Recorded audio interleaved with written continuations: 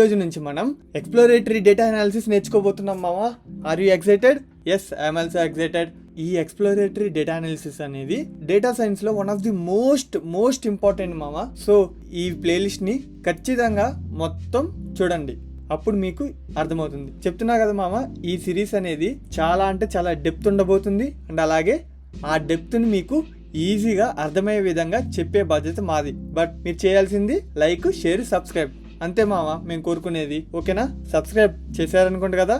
So ఇక start చేద్దామా? అందరూ అంటారు డేటా సైన్స్ లో ఆల్గరిథమ్స్ అనేది చాలా కష్టం. Random forest, neural networks, gradient boosting ఇలాంటివన్నీ కష్టం అని అనుకుంటాం. బట్ రైట్ నౌ నేను చెప్తున్నాను కదా, that is the easy part.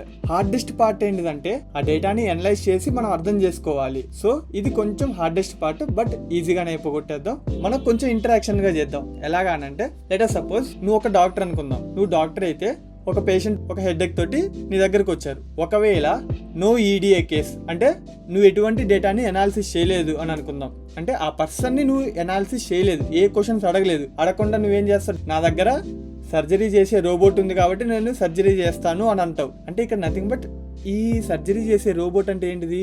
Model. But నువ్వు ఎటువంటి ఇన్ఫర్మేషన్ తీసుకోకుండా పేషెంట్ దగ్గర డైరెక్ట్ గా నువ్వు సర్జరీకి పంపిస్తున్నావు పేషెంట్ ని. సో అది కరెక్ట్ కాదు కదా. సో అలా ఉండకూడదు. నెక్స్ట్, ఒక గుడ్ డాక్టర్ ఏం చేస్తారు? ఫస్ట్ ఎక్స్ప్లోరేటరీ డేటా అనాలిసిస్ చేస్తారు. అంటే ఇక్కడ పేషెంట్ ని క్వశ్చన్స్ అడుగుతారు.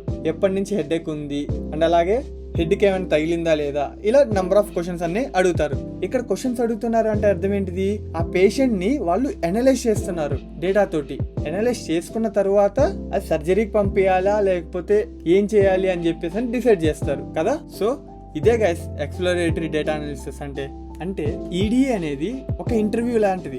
అంటే మనం అక్కడి నుంచి డేటాని అర్థం చేసుకోవాలి. ఫస్ట్ అర్థం చేసుకొని దాన్ని ఫిక్స్ చేయడానికి ట్రై చేయాలి, ఆర్ ఆ డేటాని యూజ్ చేసుకోవాలి. ఎక్స్ప్లోరేటరీ డేటా అనాలిసిస్ అనేది జస్ట్ ఆ డేటాని చూడడం ఒక్కటే కాదు, డేటా జనరేషన్ ప్రాసెస్ ఉంటది కదా, దాన్ని అర్థం చేసుకోవాలి. Who collected the data, when was it collected, why are there gaps in it, ఇలాంటి క్వశ్చన్స్ అన్నిటికీ మనం ఆన్సర్స్ ఎక్స్ప్లోరేటరీ డేటా అనాలిసిస్ ద్వారా సాల్వ్ చేస్తాం. లెట్ us సపోజ్ నీ దగ్గర ఐస్ క్రీమ్స్ సేల్స్ డేటా ఉందనుకుందాం. ఆ సేల్స్ డేటా డిసెంబర్, జనవరి, ఫిబ్రవరి వరకు ఉన్నాయి అనుకుందాం. ఓకేనా? ఇప్పుడు ఒకవేళ నాకు మే మంత్ లో సేల్స్ ఎంత వస్తాయని ప్రిడిక్ట్ చేయమంటే నా సిస్టమ్ ఫెయిల్ అయిద్దా, పాస్ అయిద్దా? డెఫినెట్ గా ఫెయిల్ అవుతుంది కదా. సో దట్ ఇక్కడ ఈడిఏ ఏం చేస్తుంది అని అంటే సేల్స్ వర్సెస్ మంత్ కి గ్రాఫ్ ప్లాట్ చేస్తుంది. అండ్ ఇమీడియట్లీ చెప్తుంది ఏమని, wait, why no data for summer అంటే అది అడుగుతుంది సమ్మర్ లో డేటా ఏం లేదా అని చెప్పేసి అని. బట్ ఇదంతా ఏం తెలియకుండా మనం డైరెక్ట్ గా మిషన్ లెర్నింగ్ మోడల్ కి ఇచ్చేసాం అనుకోండి ఈ డేటాని, అది ఎలా పడితే అలా అర్థం చేసుకొని మనకి ఎలా పడితే అలా అవుట్పుట్ ఇస్తుంది. ఎందుకంటే అక్కడ సమ్మర్ యొక్క డేటానే లేదు. నువ్వు వింటర్ సీజన్ డేటా ఇచ్చావు, సమ్మర్ సీజన్ డేటా ఇవ్వలేదు. బట్ అయినా కూడా మిషన్ లెర్నింగ్ మోడల్ ఏదో విధంగా అర్థం చేసుకొని ఏదో ఒక అవుట్పుట్ ఇస్తుంది. బట్ అది కరెక్ట్ కాదు. మనం మిషన్ లెర్నింగ్ మోడల్ కి పంపిక ముందే మనం అదంతా ఫైండ్ అవుట్ చేయాలి. సో అదంతా ఎక్స్ప్లోరేటరీ డేటా అనాలిసిస్ లో ఉంటుంది అనమాట. ఇప్పుడు మీకు ఇంకా అర్థమయ్యే విధంగా చెప్తాను చూడండి మామ. లెట్ us సపోజ్ నా దగ్గర 4 టైప్స్ ఆఫ్ డేటా ఉందనుకుందాం. ఓకేనా? ఈ 4 టైప్స్ ఆఫ్ డేటాకి మనం నార్మల్ గా అనాలిసిస్ అంటే ఏం చేస్తాము?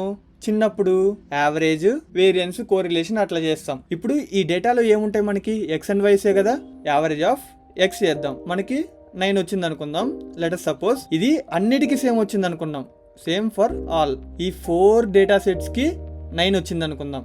ఓకేనా? నెక్స్ట్ ఒకవేళ యావరేజ్ ఆఫ్ వై దీనికి 7.5 వచ్చింది అనుకుందాం. ఇది కూడా సేమ్, మొత్తం అన్నిటికీ ఒకే విధంగా వచ్చింది అనుకుందాం. అండ్ అలాగే వేరియన్స్ కనుక్కుంటే మనకి 11 వచ్చింది అనుకుందాం. ఈ 11 కూడా మొత్తం అన్నిటికీ సేమ్. నెక్స్ట్ కోరిలేషన్ కూడా మొత్తం అన్నిటికీ సేమ్ వచ్చింది అని అనుకుందాం. సో ఇక్కడ వరకు అన్ని మనకి సేమ్ వస్తూనే ఉన్నాయి. ఇక్కడ తోటి మనం ఆపేసి మనం అజంప్షన్ ఏం చెప్తాము?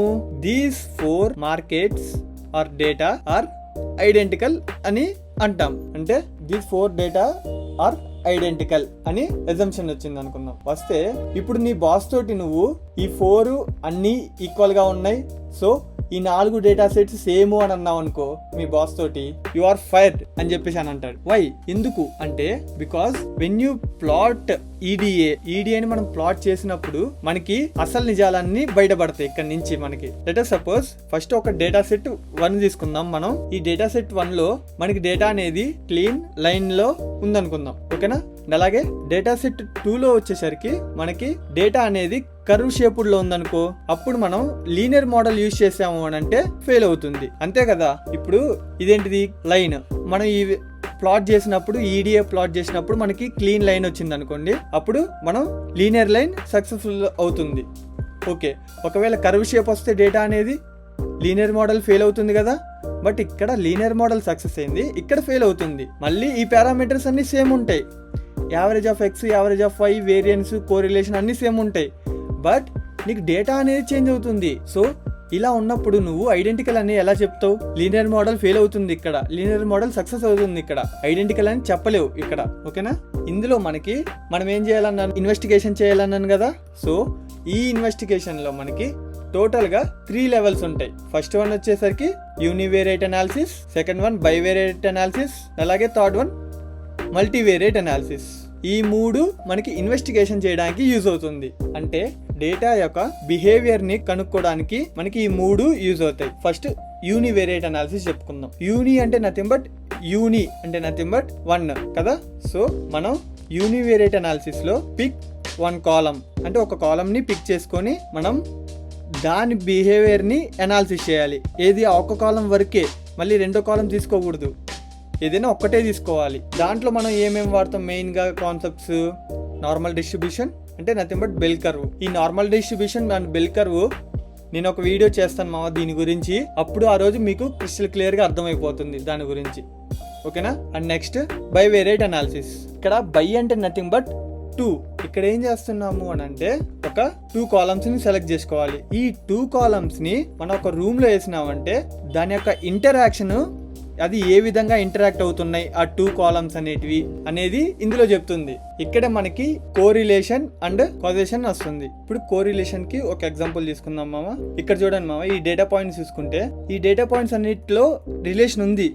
సో రిలేషన్ ఉంది కాబట్టి ఇది పాజిటివ్ లీనియర్ లైన్ కాబట్టి దీని యొక్క స్లోప్ పాజిటివ్ కాబట్టి పాజిటివ్ కోరిలేషన్, దీని యొక్క స్లోపు నెగిటివ్ కాబట్టి నెగిటివ్ కోరిలేషన్. ఇక్కడ వీటి మధ్య రిలేషన్ ఉంది కాబట్టే కదా మామ ఇక్కడ మనకి లైన్ అనేది ఫామ్ అయింది లీనియర్ రిగ్రెషన్ నుంచి. బట్ ఒకవేళ డేటా పాయింట్స్ అనేటివి ఈ విధంగా ఉంటే దెర్ ఈజ్ నో కోరిలేషన్ అనమాట. దాని అర్థం అంటే మనం ఇక్కడ లీనియర్ మోడల్ వాడచ్చా? వాడలేము కదా. సో ఇది మా బైవేరియేట్ అనాలిసిస్ నుంచి వచ్చే మనకి అవుట్పుట్ గ్రాఫ్స్ ఈ విధంగా ఉంటాయి.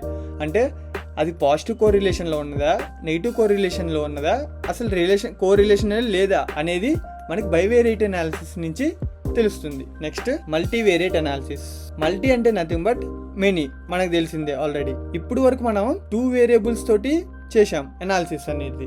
ఇప్పుడు ఈ మల్టీవేరియేట్ అనాలిసిస్ లో మనం 3 or more variables at a once చూస్తాం. సేమ్ ఎలా అయితే మనం బైవేరియేట్ అనాలిసిస్ చేశామో అదే విధంగా మల్టీవేరియేట్ అనాలిసిస్ లో 3 or more వేరియబుల్స్ ని కన్సిడర్ చేసుకొని మనం రిలేషన్స్ ఫైండ్ అవుట్ చేస్తాం. అండ్ అలాగే ఇప్పుడు మనం ఈ సిరీస్ లో ఏమేం టూల్స్ యూజ్ చేస్తాము అంటే పాండాస్, మ్యాట్ప్లాట్లిబ్, సీబాన్, ప్లాట్లీ. సో మనం ఈ 4 టూల్స్ యూజ్ చేసి మనం ఇంప్లిమెంటేషన్ చేయబోతున్నాం మామ. చూడండి మామ, చాలా అంటే చాలా ఈజీగా అర్థమయ్యే విధంగా మీకు క్రిస్టల్ క్లియర్ గా చెప్పే బాధ్యత మాది మామ. సో ఇది జస్ట్ బేసిక్ మాత్రమే, ఇది తెలియడానికి కోసం. దీని గురించి ఇన్ డెప్త్ నేను మళ్ళీ చెప్తాను మామ. ఇప్పుడు ఎలాగైతే ఇంటరాక్షన్ ఉందో అట్లాంటి ఇంటరాక్షన్ తోటే మీ అందరికీ నేను ఎక్స్ప్లోరేటరీ డేటా అనాలిసిస్ అర్థమయ్యే విధంగా చెప్తాను మామ. సో ఇది గైస్ ఇవాల్టి వీడియో. మళ్ళీ నెక్స్ట్ వీడియోలో కలుద్దాం. Bye bye.